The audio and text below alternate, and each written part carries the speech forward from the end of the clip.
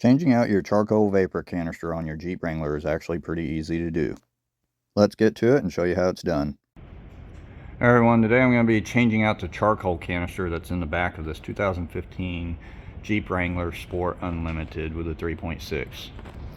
Now if you don't already know, the charcoal canister is up underneath the back right here. You see the axle, and then if you go a little bit more forward, you'll see a guard that's on it.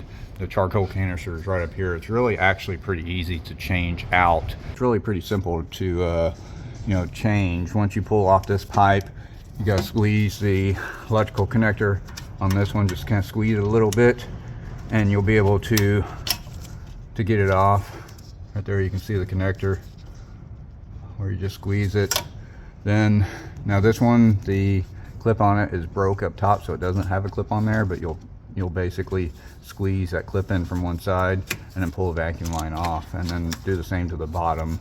Now you can see the vacuum clip right there. You'll push this clip upward and it'll pop off. Once those four things, 1, 2, 3, and 4 of the electrical is off, then all you have to do is get you a 13mm socket and undo the bolts right here, which on the other side you'll have a nut that's sitting right there.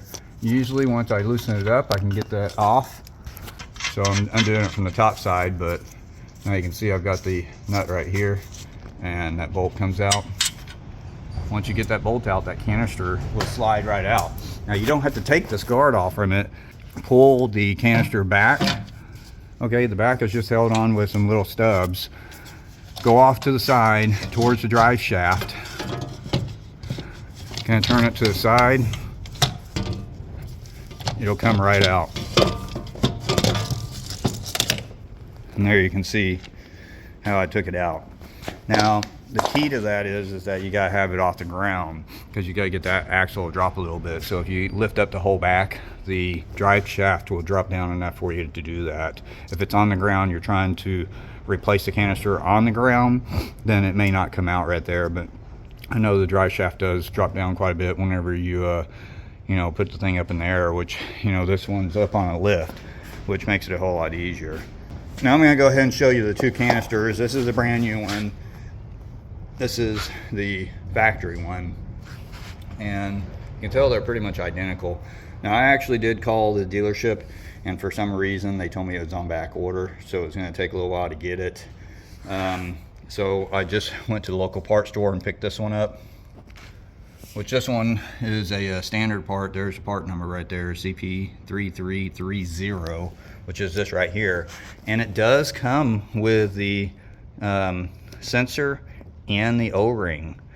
And then you basically just reverse process to put it on. You just take the new one, go right back up in here, slide it up. Let me show you these stubs. Yeah, there's a little stubs that attaches to the back there through those holes right there. Go ahead and put it up right through here. I'm doing this one-handed because I'm holding the camera in the other hand. Slide that right in there. Pull it over. Line up those stubs on the back. So if you see right here, you can see where the two little stubs came through. And you just push that in, put just some pressure on it, and then you're able to just lower it down, just basically let it rest. And in the rest position, don't know if you can see that or not, but right there's a hole. It's already lined up, and you don't have to do anything else except for put the nut on there and bring the screw through. So I've got the bolt that came out of it. I'm gonna just put it right back up in there. Maybe it'll set, maybe it won't. And you can see where it's sticking through right there. You see where I'm moving it?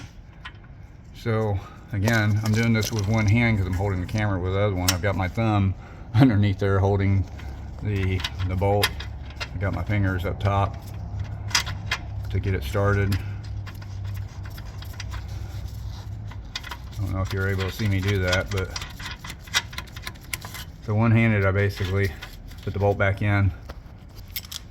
Now I'm going to take my 13mm and tighten it up, and it usually hangs onto itself. Like, see that? So I tighten it up, just give it a little snug fit on there, and then take your electrical wire, put it back in, hear it click. Okay, take your vacuum line, put it in there till you hear it click. If you don't have the clip, you can run a zip tie through it, but we'll go ahead and put the lower one on here. Okay, did you hear that click? So now that's on. And now I'm going to go ahead and change this out and put a new one on it. So let's go ahead and pull this off, and I'll show you.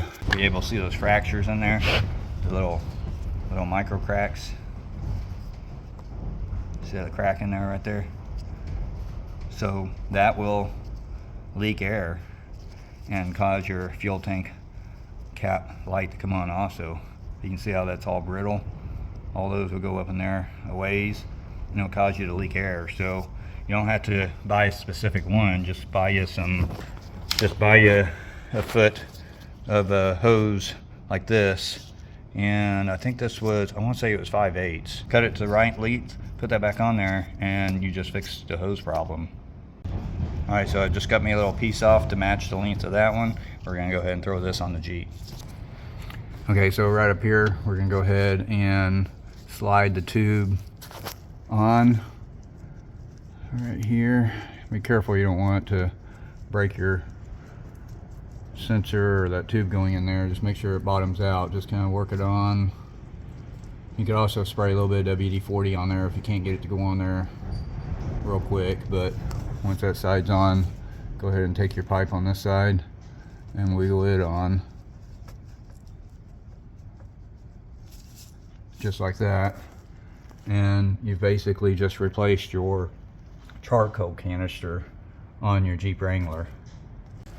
Okay, now since the clip has gone up top, and I tried to get one from the parts store and they didn't give me the right size, then the quick fix to get it to stay put is a zip tie. So you get a zip tie and then just run it in the same place that the clip would have been ran in, and then tie it, just go back, loop it around like that, and then tighten it up on this side.